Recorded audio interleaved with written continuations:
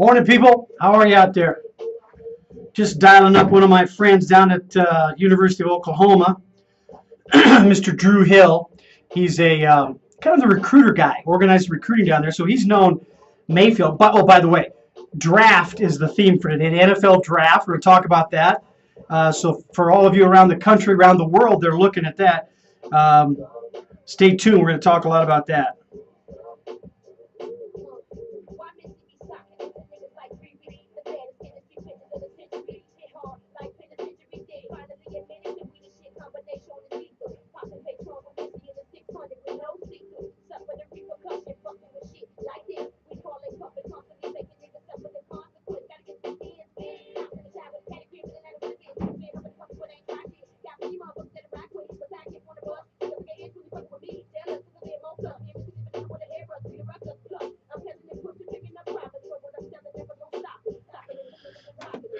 Well, it's going to be a good show. I hope everybody's out there ready to listen to the updates on the NFL draft. Round 1 has already gone by. Round 2 is right on mark right now. We got about 2 minutes before we start. Listen to Missy Misdemeanor Elliott ringing out "Sock It To Me" this morning. And we're going to be following her up in a big way. Looking forward to the day starting here in Colorado. It's a wonderful, wonderful day. Doing some great things here in Colorado. So give me a couple minutes. We're going to ring back in on Facebook and look at KUHS Denver. So join me this morning and share your comments. Share your comments on the show today. Let us know what's going on. All right, here we go. Well, good morning, everybody. This is Lowell Whiteman on the show with your host of KUHSdenver.com's 360 Performance Talk. Good to have you here this morning. We're going to be talking about the draft in a few minutes. We're about a minute before the hour of 11 o'clock when we get everything kicked off. But we've got our international audience online. We've got you online on Facebook Live. Looking forward to talking to you. By all means, check out KUHS Denver on Facebook and KUHSdenver.com on the live button on our website to share your remarks. Give us some of your comments. Talk to us about how you fared in the mock draft. Maybe some of you were surprised at the Oklahoma QB, Mayfield, being drafted in the first round, number 1 on the number 1 by the Cleveland Browns. Maybe you have a comment about should the Cleveland Browns have done that. Maybe they need some other areas of support. But we're going to talk a little bit about that as well. We're also going to talk about what the NFL is doing with this year's draft. If you have followed the draft at all over the years, you will notice that the NFL this year is really fan-centered. They're really focusing on reaching out to the fan base, reaching out to the communities at large, and in a great way, a grand way. They're having it. The draft is issued down at the Houston in Texas for the Dallas Cowboys. So it's in Dallas, but the events around the arena, bringing the fans in, talking about the kids programs on pass, punt, and kick competitions. It's really good, a great thing this year.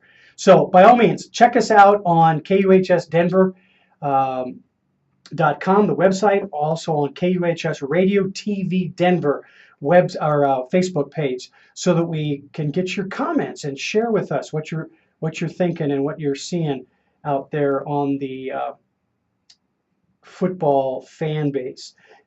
So anyway, let's get started. Welcome again, KUHSdenver.com. You're listening to 360 Performance Talk. This is your host, Lowell Whiteman, on the air, bringing you in to discuss the NFL draft for 2018. And as I said, the NFL is doing some outstanding things this season in getting the regular season kicked off. We're starting off with the draft. As you might know, if you're following your teams, OTAs have been going on. That's the involuntary OTAs. I'm sorry, the voluntary OTAs, not the mandatory ones.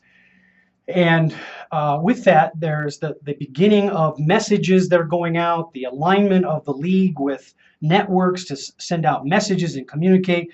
Today, we're going to focus on four teams in the NFL and the draft and how they're looking at the draft, as well as talking a little bit about not the draft so much, but who have some of the teams signed that were on the not waiver list, the oh gosh, I'll get it in a minute, but we're going to talk about the Ravens, the Broncos, Seattle, and the 49ers. Now, in every one of those cases, we have a chance here in Denver to play every one of those four teams, but those four teams are very interesting to me because I have some insights with them. They have some people on the squad that I know, and I want to share some thoughts about the teams as it relates to the draft and the teams as it relates to personnel. So we're going to talk a little bit about that. This is the draft every year is the end of a very long interview process. Hundreds of young men go to Indianapolis every year in the late winter, the January, February time, before spring ball even starts at the college level, and they go and they try out, basically. They have a physical interview in addition to a verbal interview. They're talked to, as you may know, we've talked about here on the show before. Each player sits down at a table, and they get asked questions by a panel of coaches and representatives of given teams. And that would, to a degree, that would imply, oh, that team is interested in me. And they may have talked to my agent. Not necessarily. It's a way for a lot of teams to do some strategizing. They'll make that effort, and it'll appear as though to another team, the Pittsburgh Steelers are interviewing so-and-so, and they're interested in a linebacker or a quarterback or whatever, and they may not be at all. They're just doing the interview to gain information about the character of that young man, or they may be asking them about X's and O's strategies, which they do. They put these players in front of a dry board at some point, and they ask them questions about what do you know about football outside of your position, especially for the quarterbacks and skill position players that need to know what a defense looks like and what they may be doing on the other side of the ball so that they can execute their skills appropriately. So that's what's happening right now. This is the culmination. You're getting your offer in a very grand way. The limos pull up, you get out in your fine dressed clothes and watches and jewelry and the bling bling, and you go and you sit down with family and friends and hope that you have your name called with the number 1 jersey with the emblem of the team that just drafted you. And remember, not every player goes there. Many of them stay at home with their family and wait for the phone calls from the GMs and the head coaches to welcome you to their team before they actually make the announcement on air during the draft. So we've got that to be looked at. But before I get too deep into the draft itself and talk about the mindset of both the rookies as well as players that have already celebrated the signing of a new contract, and we're going, as I said, we're going to focus on 4 teams in regards to that. But this season, the NFL is announcing that nationwide insurance is going to be has produced a national campaign to debut the Walter Payton NFL Man of the Year themed commercial. And with that being said, it's goal oriented. It's trying to send a message about the conduct of men, in particular in the NFL. As you know, in Houston, the Houston football team, their linebacker, who didn't really play much last season because of a foot injury, he won the Walter Payton Man of the Year. And the commercial is called Goals, and it will make its television debut on Thursday, April 26th, which was yesterday. And it was during the first round. Now, you'll see that continue to run all throughout the draft as well as throughout the season. And the Goals commercial depicts a young NFL fan who has aspirations for playing in the league. Now, that Listen, I did it. Didn't you do it? Backyard with a friend, and you go, set hut, and and you're talking to yourself out. Not sorry, now you're talking to yourself. You're talking out loud about, Walter Payton drops back to the and they throw. Let's one go to the end zone. And you're doing the commentary as you're going through the motions with your friends, literally through the motions. Well, this commercial will depict the aspirations of an individual, a young NFL fan who has aspirations for playing in the league. While he dreams of becoming a great football player, he also expresses his desire to do good in his community and one day be named the NFL Man of the Year. So that's a pretty auspicious goal. So Goals is the first commercial developed by the NFL corporate partner with a corporate partner dedicated to promoting the Walter Payton Man of the Year award. And this year it's Nationwide Insurance. Walter Payton is a great player, but who is not going to say that Peyton Manning and his singing Nationwide, he's got the theme going on. And one of the chief marketing officer, Terrence Williams for Nationwide, said this. He said, when Nationwide chose to be the presenting sponsor for the Walter Payton NFL Man of the Year Award in 2014, we made a promise to the league and teams, players, and the Payton family that we would use our resources and creativity to help amplify the players' great work in their communities. And that was spoken by the chief marketing officer with Terrence Williams. Welcome, Mr. Hill. Looking forward to dropping your name here just a second.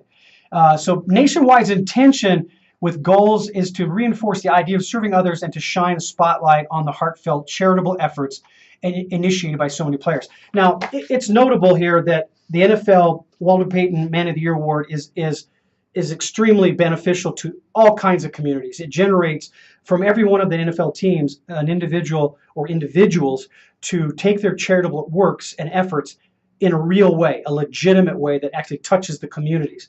And that's so great. And so for them to put this extra bit of notoriety on it through the commercial process using their themed commercial Goals as a way to do that is outstanding. So shifting gears to our mindset segment, once again, you're listening to KUHSdenver.com and the show 360 Performance Talk. We're dedicated to bringing performance messages to the forefront, using sports as the metaphor to do that, but talking about all kinds of different things.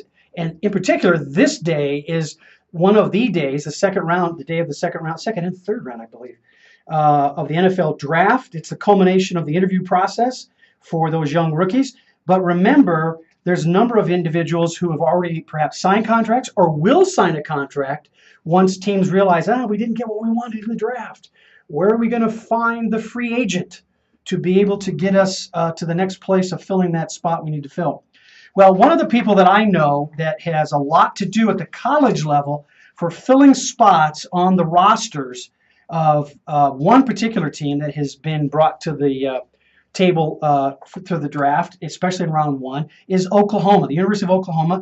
Drew Hill. I won't get your title right. I'm not even going to bother trying to. But suffice it to say that Drew Hill has been one of those back behind the scenes guys during the off season who coordinates recruiting processes, identifies players, talks to those players from the day they come onto campus throughout their career at the university. And the one player that he's been attached to in both pictures as well as in the neighborhood, I'm guessing, because that's just who Drew is Baker Mayfield, quarterback that was number one on the number one. He was the first round draft choice and the first one to be drafted in the first round.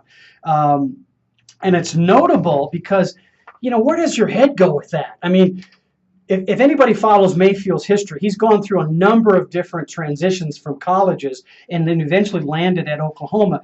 But in that scenario, he didn't have a lot of time to get it done. And then to get it done at the level he did, to get the notoriety through the results he's delivered, to then be drafted number one in the first round, that is pretty substantial stuff. So one would hope, and a person like Drew Hill, who talks to these young men routinely about their efforts on the field and off the field to make sure that they stay on the right path. I'm guessing he had a pretty good subject there with Mr. Mayfield. Baker is known to adjust and adapt pretty quickly, and if you listen to his interviews prior to the draft and then subsequently after round one, you know by hearing him talk, he's a pretty straight shooter, and his effort and his performance has indicated he's good at adapting and adjusting.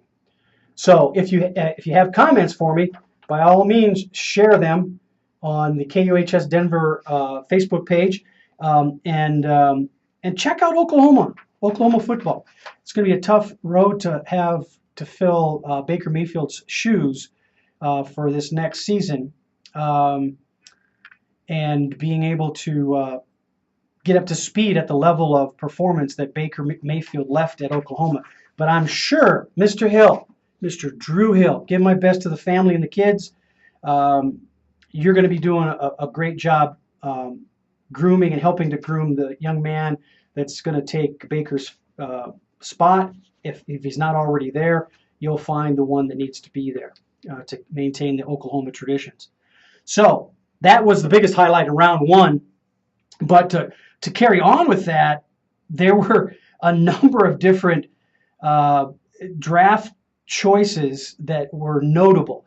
And before I go too far forward with that, let me just put some more pressure on Baker Mayfield, because the last, it's been a tradition. Peyton Manning was part of the tradition of a quarterback being drafted in the first round, number one in that first round, and they became Heisman Trophy winner, or they became NBA All-Pros. And it's just interesting to know the accolades these players have gotten, and how far their careers progress once they get into the NFL because of these little highlights. And Heisman Trophy winning is one of those. It's just very interesting to know what's going on. So good luck to Baker Mayfield with the Cleveland Browns. He's got a receiver there that both Mr. Hill and I know, in Hollywood Higgins.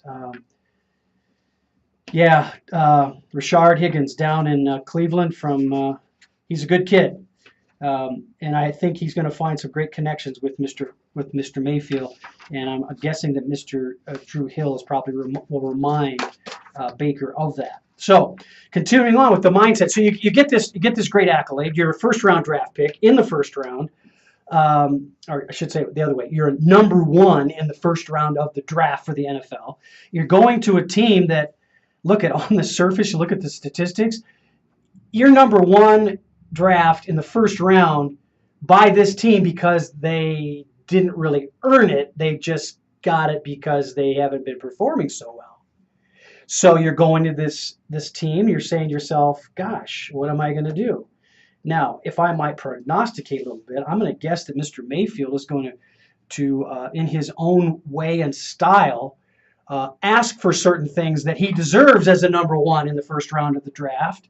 But at the same time, he's a pretty humble kid. He's had to make transitions from team to team, and he's going to be working with the coaches, working with the coordinators and administration to handle those issues that come up with now being in the league. You're on the dance floor, and his mindset, I'm going to guess, is going to be focused with training as soon as he can, and managing his own mindset regarding keeping people away from him and staying focused on his task. That being said, it's not easy. And despite his track record, his experiences, it's not going to be an easy task. And yet I know that with people around him or that have been associated with him, they will come to his rescue if and when he needs it. So I look forward to watching Baker Mayfield put his thumbprint on the Cleveland Browns this season, in the 2018 season. Okay, so here's what happened in round one. I'm going to go through the NFL report that I've gotten here. Actually, I'm going to change that. I'm not going to give you the reality. Other than Mayfield, I'm going to tell you a little bit about the mock draft, where people were thinking the first round would go with the mock draft. So the 2018 mock draft is as follows. So people, Cleveland was going to be number one, and they thought, and again, they thought they were going to take a quarterback. Well, they switched it up a little bit. The mock draft thought they were going to take Sam Darnold, the quarterback from USC, and obviously that didn't happen. And then they thought that the New York Giants, in the second pick of the draft, would take Saquon Barkley, the running back from Penn State. Now I'm going to go through the top 10 of the picks, and we'll talk a little bit more about the rest of those picks in the first round from the mock draft in comparison to the realities of first round. But New York Jets, and I've got a colleague there, they took a quarterback. They took the mock draft thought the New York Jets would be able to get a hold of Baker Mayfield as their quarterback pick from Oklahoma. Then they thought that Cleveland, in their fourth pick, would pick the defensive end Bradley Chubb, and we know, Broncos know what happened there. We'll talk a little bit about that in just a second, but that didn't go that way. Then they thought the Denver Broncos would go offensive line and pick the guard, Quentin Nelson, from Notre Dame. So I'd love to hear, people write down what you thought. Are you disappointed?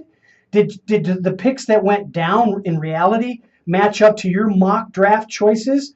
What did you think about what really went down once it did actually happen? So that was they thought that Denver would shore up the offensive line with the Quentin Nelson pick, who's a guard from Notre Dame. Then we get to the Buffalo Bills, who traded with the Indianapolis Colts for the sixth round choice.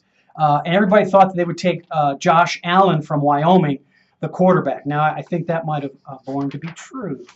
But right now, it didn't look like the mock draft selections were running true to form, to reality. Then number 7 in the mock draft, they thought Tampa Bay would take Derwin James, the safety from Florida State, in taking a look at what the prognosticators were gonna think about taking. Now, I'm looking at my round 2 stuff and seeing what went on with that. I'm not.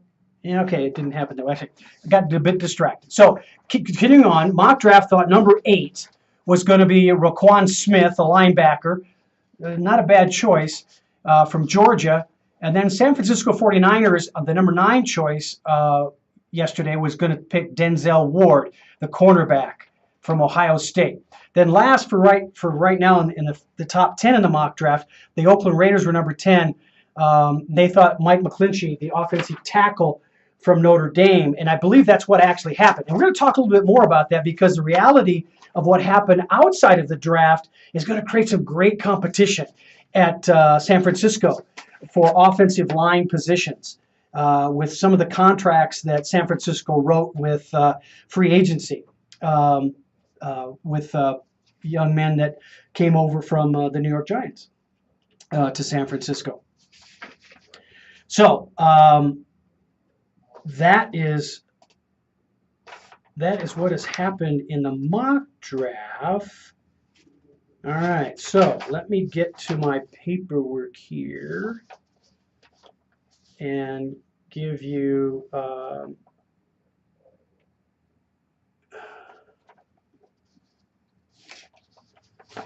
and as I'm looking at my paperwork here, there's a couple of notable things that happened. This is the first time in the first round of the draft that 2 brothers were drafted. Tremaine Edmonds was drafted number 16 in the first round, and his brother, a safety, Terrell Edmonds, was drafted 28th by Pittsburgh. And that's the first pair of brothers to be selected in the first round of the same NFL draft.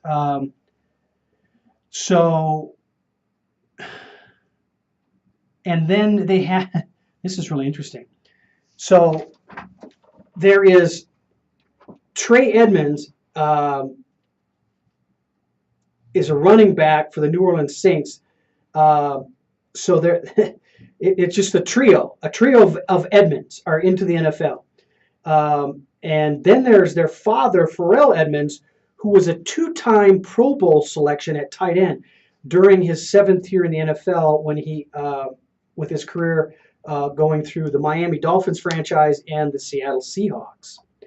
The top backs that were drafted in this year's 2018 draft in the first round was Penn State's running back Saquon Barkley with a second-round choice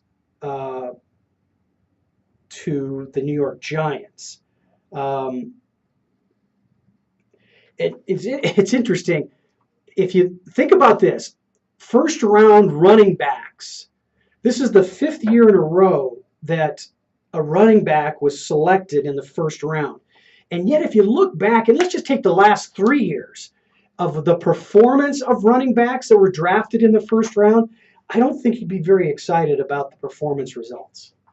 You know, and the team, the franchise in particular, knowing that, gosh, is it really worthwhile picking running backs that early in the draft?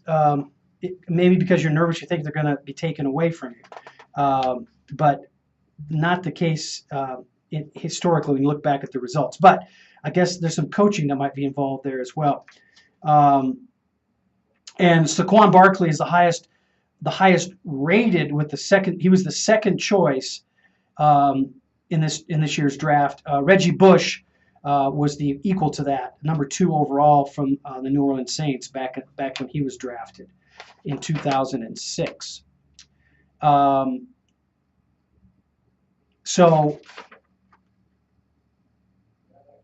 Let's see, what was it? Okay, yeah, that was the one. McGlinchey, actually, looking back at the mock draft, McGlinchey was known to be taken at 10, and McGlinchey was actually taken 1 round earlier. He was taken 9th by San Francisco. Still by San Francisco. I'm sorry, not by Oakland, but by San Francisco in the 9th round. So San Francisco beat Oakland to the punch in getting McGlinchey in the 9th round instead of Oakland, as the mock draft had tried to predict.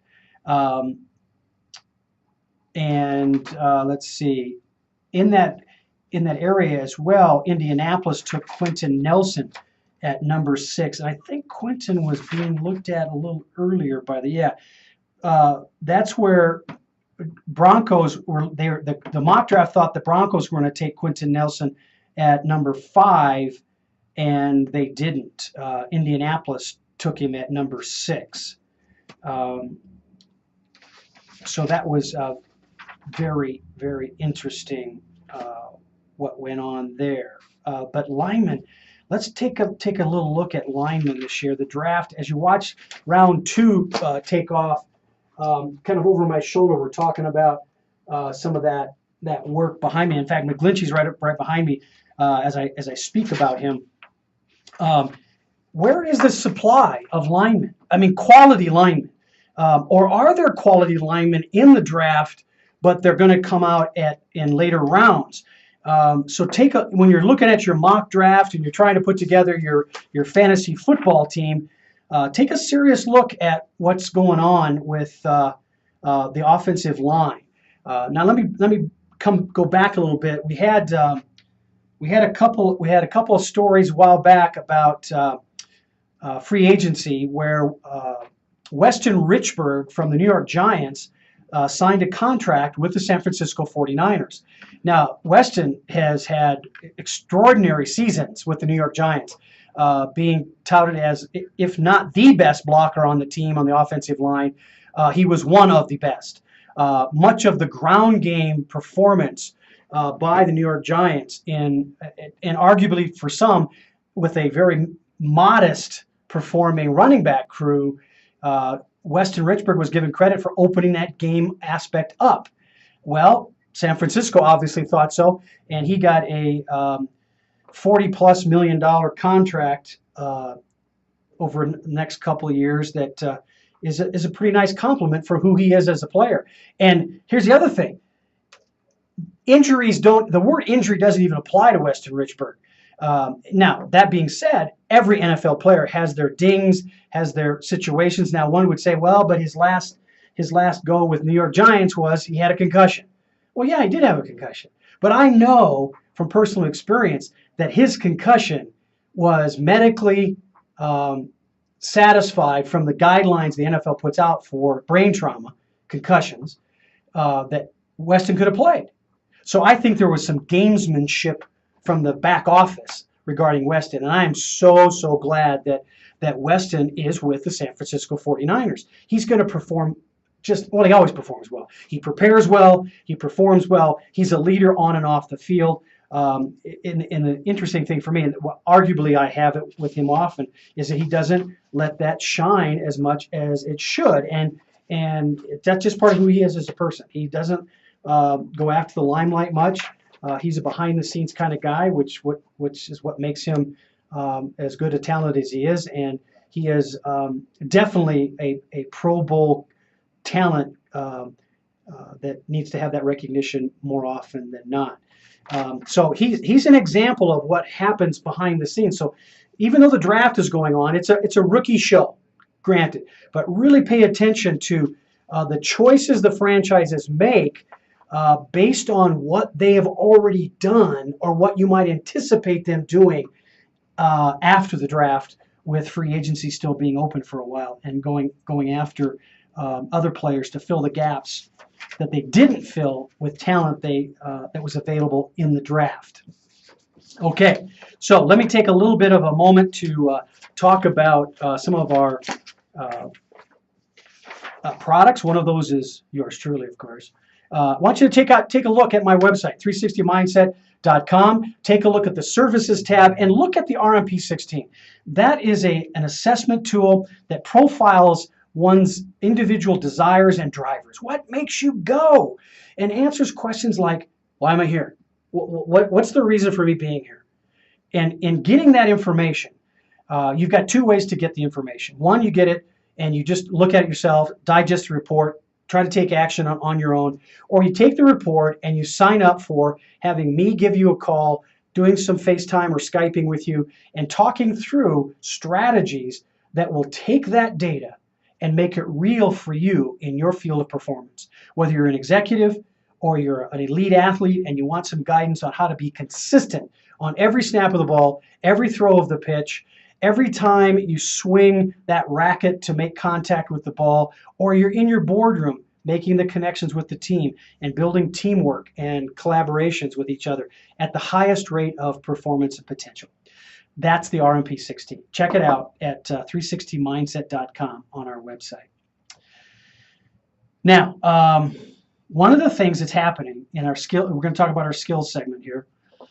When a player goes up, you're watching the players go up to the podium, and you've got the commissioner up there, and they bring out the shirt and they show the shirt. Maybe behind me we got a shirt going on. No, we're not that. We're seeing who's on the mix right there for the next one up. We got the Cleveland or the Cincinnati Bengals. But when the players called up and they're off the clock, they made their choice. The commissioner brings them up and announces. I really love what they do with bringing people up. And like the other day on the first round, it was a young man in a wheelchair got the chance to announce the Baker Mayfield's choice. And they show film of the player at home, or he takes the stage, or what have you. But there's some pageantry to this. It's really good. It causes little kids, like with the nationwide advertisement on goals, the little kid in his dreams. Start the dream, create the images, create that vision. So they're doing that, and the skills they use are speaking skills. Going up to the stage, trying not to trip as you go up, making sure you have your head's up, your shoulders are back, you've got a good posture. You would think with an elite athlete like that, all those things would be there. That physicality part would be right there. Well, let me tell you, from a person who gives them guidance and advice about those things, it's not always there. Speaking clearly and distinctly is not always part of your training as an elite athlete. And many times, eye contact and that projection of your words is also missing because they kind of get it as they go. It's an OJT kind of thing. Now, but they're going to get better. Here's the skill sets we're looking at. Breathing. So if you're out there, athletes listening to the show, waiting for your call, or you're waiting, in the audience, and you're going to go up the stage, take a breath before you get on the phone, and the GM and the head coach has called you. Take a breath in through the nose, out through the mouth. Take a look at the room. Take a look at mom and dad, girlfriends, friends, teammates, what have you. Make eye contact and feel where you're coming from, and get yourself ready to make that first effort of saying something on the phone or on stage and accepting the jersey with the NFL commissioner, and being able to take it all in. Take it all in. You don't have to be in a hurry. That's the other piece, is making sure with that eye contact and breathing that you are being present. And being present doesn't necessarily have to include fast. I know in the game, you may have heard a coach say, play fast, play fast. Well, you know what? I think that's a great thing to get it started. But it's not a matter of playing fast. It's play fast and be smart. Play fast and be you. Make the moment yours in the effort that you have. So one of the skills we talk about at 360 Performance Talk is that sense of you. It's a swagger that personifies you in a self-aware way, not a selfish way, not a pompous way or arrogant way, but in a way that represents who you are and why you deserve to be taking that jersey from the commissioner, holding it up for the cameras. I'm number one with the Cleveland Browns. I'm number one with the Baltimore Ravens. I'm number one, and I have reason to be here, and that level of confidence needs to show through and project to those around you. So give us your thoughts and share with us what you have to say about the draft. We're talking about skills. Have you ever been caught in that? Being able to put in front of this audience and have to be, share your thoughts and make a comment. Well, do it with panache and swagger that represents who you are, because the presentation skills are broken down, in my opinion, in 2 or 3 different areas. One's the breathing, eye contact, and even if it's just the audience, you turn around and you look at the audience. Be present in that moment with the way you move and the way you show your talents.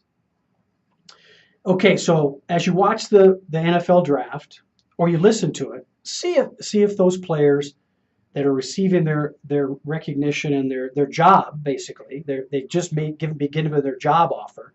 So remember that there's still contracts to sign, agreements to be ratified as far as when you're going to show up. We always hear several weeks later that when the rookies show up for the camps, supposedly mandatory, that maybe there's a player who thinks, hey, my swagger's way bigger. It's not as humble as I thought it was. And I'm not signing until I get a few things worked out. So they're not at rookie camp. They're missing that experience right away. And that's a shame, but it happens. So if you're going to show up, what's the next step for you?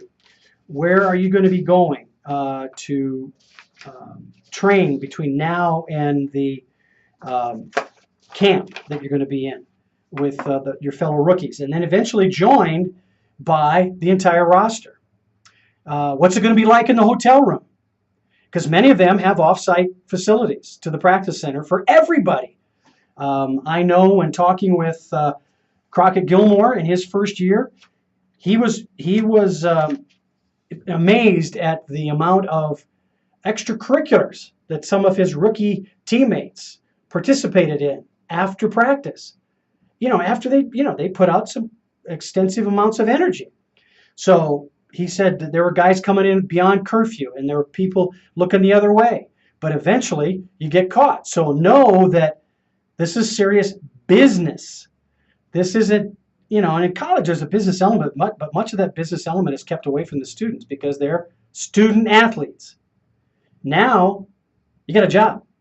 You're getting your job today, tomorrow, and Sunday. You're getting told, here's who we want you to sign up with.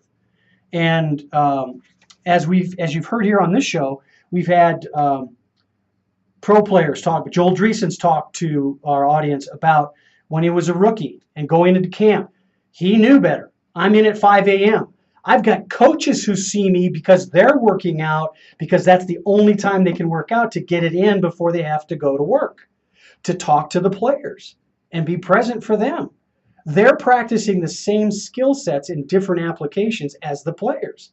Skill sets like being present, eye contact, shaking hands, breathing, and being constantly charged up and ready to go. Well, Joel Dreesen shared that with us. Crockett Gilmore has shared that with us. Heck, even baseball players. So it's not just the football sport, it's any pro sport. Curtis Granderson has shared that with us. And yet, they have fun. They find the path to stay on target after they get their job offer and accept and sign, and to move on to the next phase of being a pro. A pro's pro. All right, so I'm going to take a brief little pause but I'm going to talk to you still. But I'm going to be looking at seeing how many comments we might have on our Facebook page at KUHS Denver on Facebook. Give us some shout outs. Talk to us a little bit about what you're experiencing out there. Or you can go on to 360 Mindset Facebook page and take a look at some of our other shows. But at the same time, give us a shout out. Tell us what you're doing out there. Now, that being said, let me tell you a little bit about some other stuff. We're doing some work to try to show to you some new things, but we haven't quite anchored them as a sponsor. So your feedback, if you go out and try a sample of a germ block product that does not have alcohol in it, it's AV Care. It's a germ block health product right there. And we have it here for you to try. If you give us a shout on our website, either 360mindset.com or KUHSdenver.com, and tell us you want to sample it free of charge, send it out to you. And know that the lotion feel of this is awesome. It doesn't have alcohol in it, so it doesn't promote cracking of the skin. Now, this is used primarily in the military and at military hospitals all over the country. So VA hospitals, military installation where there's hospitals and medical facilities. It's just a great feeling, and it doesn't dry out your skin. Now, with that being said, that's one way of therapeutically helping yourself. Now, the other thing we have is the athletes I work with. They get dings and bumps and bruises. Just be playing the game, being in the game, being present in the game. We have a topical lotion. It's a CBD-based topical lotion called Empower. So you can go to the Empower website and order empowerbodyoil.com, and this stuff, and it will be sent to you directly. This is legally to be sent and shipped, purchased and shipped to you through the mail, because it's a CBD oil. This is totally legal and totally regulated on the air. So you can get the Empower Body Oil at www.empowerbodyoil.com, and make sure you put in a special code, and you'll get a discount. And that discount is, let me just pull that up. It's LKW010. LKW010. That you can take a look at that and get a discount, because it's 360 Performance Talk. That's how you're getting it on KUHSdenver.com.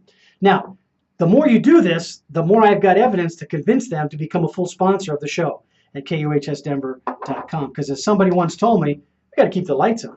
Got to keep the lights on. And your support of us can be very helpful to help me get them as full sponsors. Both the Germ Block from AV Care, alcohol-free, and Empower Body Oil.com.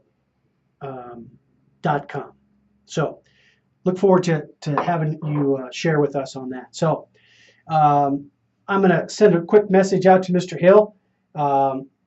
thanks so much for sharing with us and listening to us. Best to the family. Yeah, technology is amazing, isn't it? It's awesome. There we go. So sent that out to good Drew in Oklahoma. Hopefully you're having some good times with spring ball and getting ready for the summertime recruiting. They're actually probably right in recruiting right now, creating the beginnings of the NFL class of 2019 and forward. Actually, be 2022. So 4 years from 2018, with the presumption that they all graduate in 4 or 5 years. Now, as we shift gears to from skills to mental conditioning, remember, mental conditioning is the environment. Well, let's talk about the environment that the NFL is promoting. We talked about it earlier, that it's down at the Dallas Cowboys Stadium down there, and it's just a heck of an event. But there's some special guests that are going to be announced during the NFL draft picks. There's going to be service members from St. Jude patients. Some youth athletes are going to participate in draft celebrations. There's going to be some Walter Payton NFL Men of the Year team winners. And lastly, there's going to be some NFL legends recognized during the multiple rounds of the NFL draft, as well as a salute to service, our veterans. So I guess I can't encourage you enough to watch the NFL draft this year, because the NFL is doing, the foundation as well as the NFL itself is doing so many wonderful things this year to bring it into the fans. And look, let's be honest, the motivation is the NFL, like many pro sports, are not seeing butts in the seats as much as they should. And it's working against them. Now, I'll be the first to say that if I watch baseball on TV, it's boring. I'll go in and out. Yeah, people say, well, but it's at your own home. You can go in your refrigerator, get your snacks, yada, yada, yada. I said, yeah, but boy, I go to the ballpark. I go to the stadium.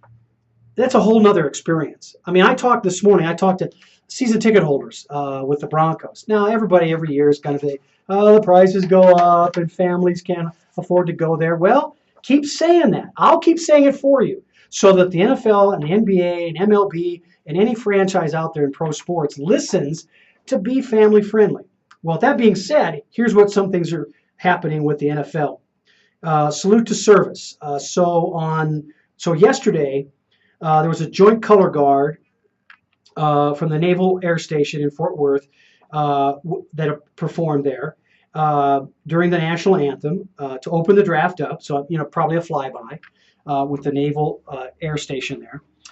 Today, the NFL will continue to honor our nation's heroes in unique ways, with including a military appreciation moments during both rounds 2 and 3. In round 2, the NFL will team with the Tragedy Assistance Program for Survivors, that's TAPS, to honor Army Captain Ellery Ray Wallace, a Texas native who made the ultimate sacrifice in service to our nation while serving in Afghanistan in 2010.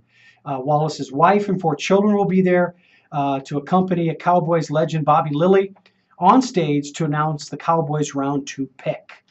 Now, in addition to that, the USO, TAPS, and Wounded Warriors will host active duty service members for all branches of the military during rounds 2 and 3. And then St. Jude's patient Austin will join Commissioner Goodell on stage at AT&T Stadium to announce the Denver Broncos round 1 pick. And that was the young man that during the round 1 pick yesterday, Austin was in the wheelchair and he made that. He was awesome, by the way. If you didn't see it, he was feeling it. His swagger was full born. He was just got the mic out there and really having a great time with it all.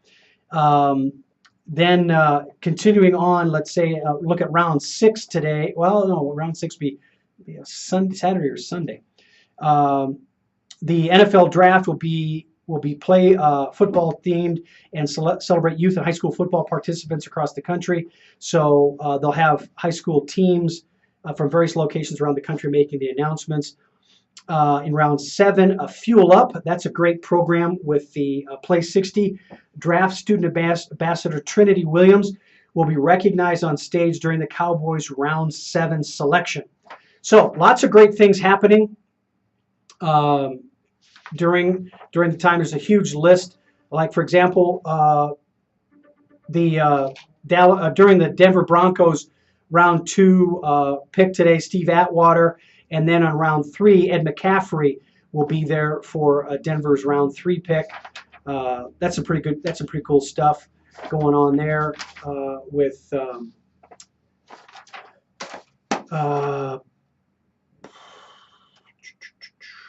There we go. Yeah, that's about as much as I want to announce with that. Okay, so we're coming up on the quarter hour or 3/4 hour to 15 minutes to before the hour of noon.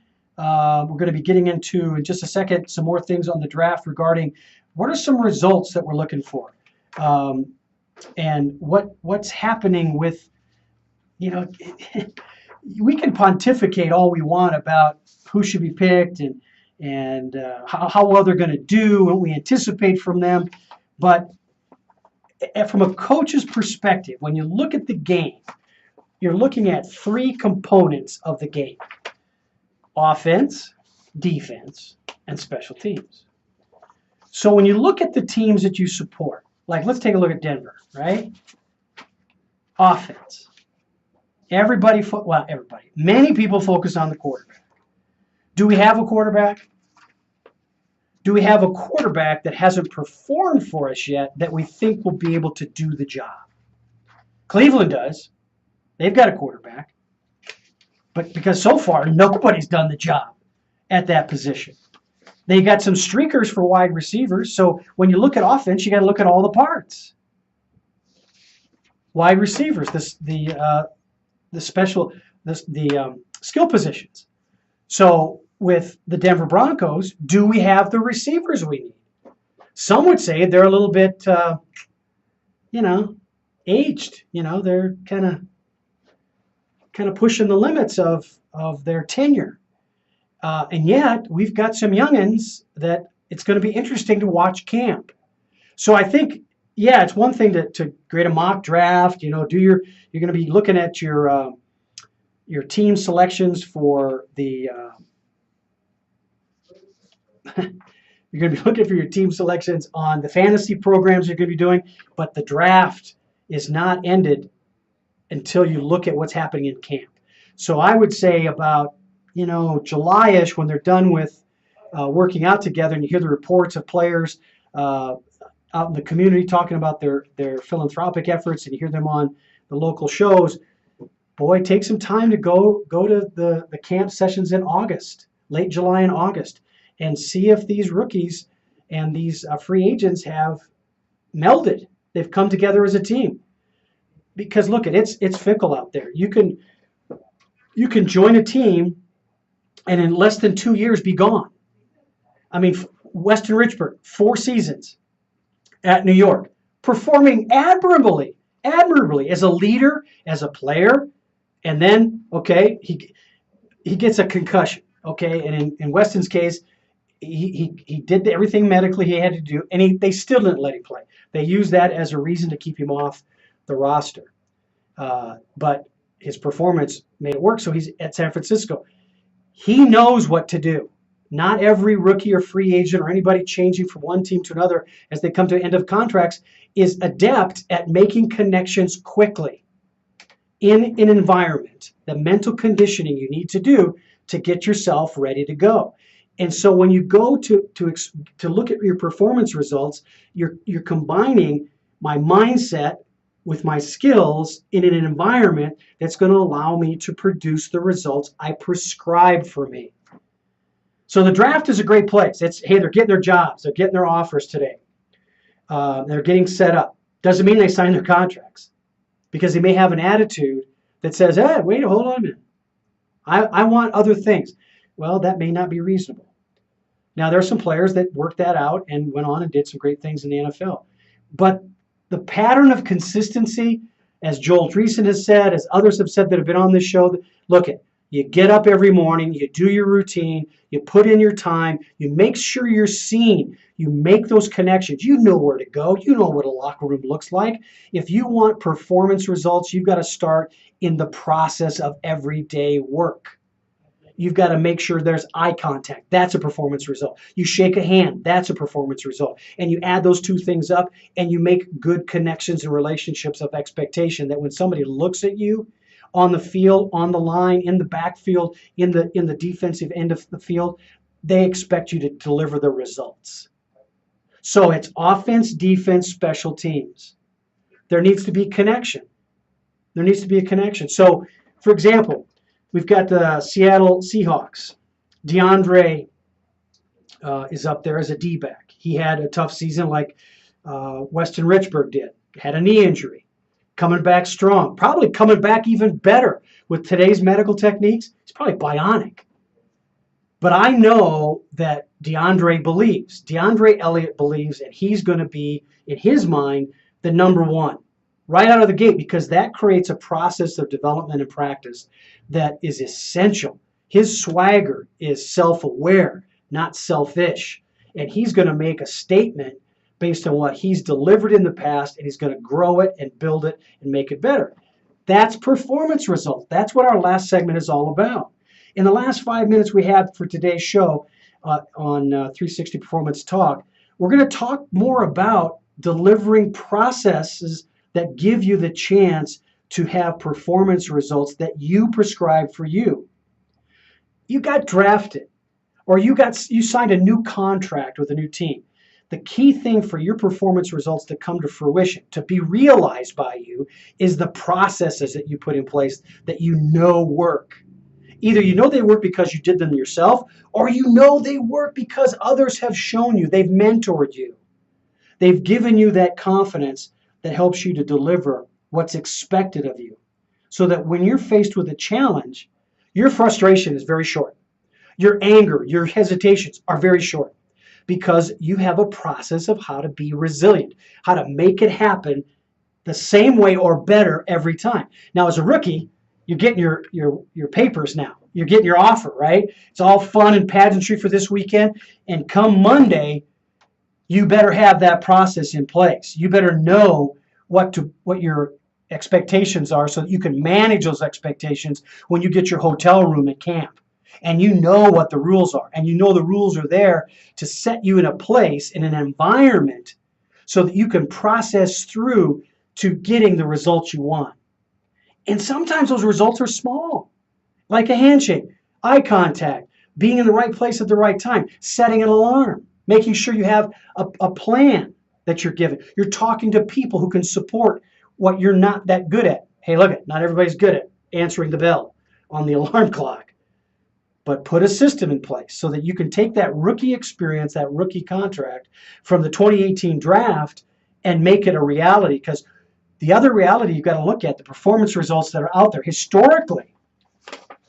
Running backs, 3 years. Wide receivers, 3 to 5-ish. Defensive backs and defensive line is about 3 to 5. Now, there are the extraordinary people like Von Miller, but Von Miller has a process. He knew going in what those numbers were. And to set those numbers, if it's 3 to 5, somebody had to be out in the 7-year mark. And then somebody else had to be out in the 3 or 4-year mark. So that when you add that up and you divide it by 2 numbers, you get the averages. So you could be the extraordinary example that your process gives you performance results in that process that prepare you, prepare the muscle, prepare the bone, prepare the mind in a way that you can be a Von Miller or anybody else that's out there as an extended time frame in the league. Now, I'm not going to eliminate them, but kickers and punters, they're the extraordinary people. And yet their mindset might cause them to put themselves in a position their performance results don't match up, because their mindset wasn't looking at the process. Because there's been some, first-year wonders that have gone because they didn't get their mind in place to stay on track physically. Even though they came in as a college superstar, kicking the ball 60-plus yards or averaging around the 50-yard mark and putting it exactly where they needed to put it every year. Well, that doesn't always happen. So it's 3 areas: offense, defense, special teams. Special teams, for a lot of people, is the place where they they get a job. They know they get a job because of their work and their effort on the special teams. They make it happen. So it's important to make sure that your performance results aren't necessarily things like Super Bowl ring, championship at the division or league level, all pro. And those are great things to have, but they do not show up unless you're working the process. And your performance results are small, moment-to-moment accomplishments that you control. And you know you control them. And the things that are out of your control, you forget. You just leave them off to the side. Yeah, they may impact you. They may influence you. Somebody may get in your face. And that causes a moment of resiliency that you've got to fight through. That's the mental toughness that needs to come up, that you say, come on, get out of my face. I'm doing this. I'm going to move over here. Leave me alone. I'm processing my work. Because you're going to get grief from somebody as a rookie who says, what are you going in at 5 o'clock for? What are you going in early for? Because I see the head coach or I see my position coach and they see me and they know I'm committed to this process and getting that small performance result for me. Because ultimately the swagger is all about me. Anybody who I work with knows that. I talk about all about you, but in a self-aware way, not a selfish way, not being a pain in the ass, but a way that gets what you need done for you and respects the people that respect you so that you can be honored with high integrity all the time. All right, so that with 2 minutes left, that ends our segment on performance results, but I'll just give you a review. NFL Draft 2018, it's on. It started yesterday. It's going well. It's part of the process. There are some components of it I don't agree with, but it's huge. It's anybody out there, have you ever been interviewed with a physical component to your interview? No. The most physical it was the drive to the place where you're going to sit with somebody, or picking up the phone or getting on Skype and doing an interview over online. You don't have to run a 40-yard dash. You don't have to run around cones and catch a ball. You don't have to get picked and prodded by a doctor to see if you're physically capable of doing the job. That's what a rookie NFL player goes through. Heck, even a player who is a free agent who signs a contract, he still has to have a physical done. And not just your ordinary physical where you pee in a cup and they measure how tall you are and how heavy you are. No, this is major league stuff because your physical capabilities are a part of what causes results to happen. And they're investing in you. They're spending hundreds of thousands, if not millions of dollars to make sure that you deliver. Hey, listen, I hope you deliver today. This is April 27th at KUHSdenver.com. I'm your host, Lowell Whiteman, with 360 Performance Talk. Is it a good day? Well, here's the Ice Cube asking you if it was a good day at KUHSdenver.com.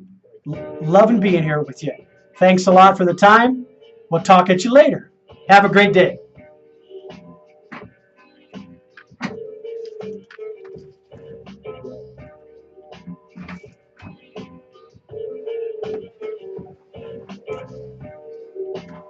You guys have a good day out there. Enjoy it.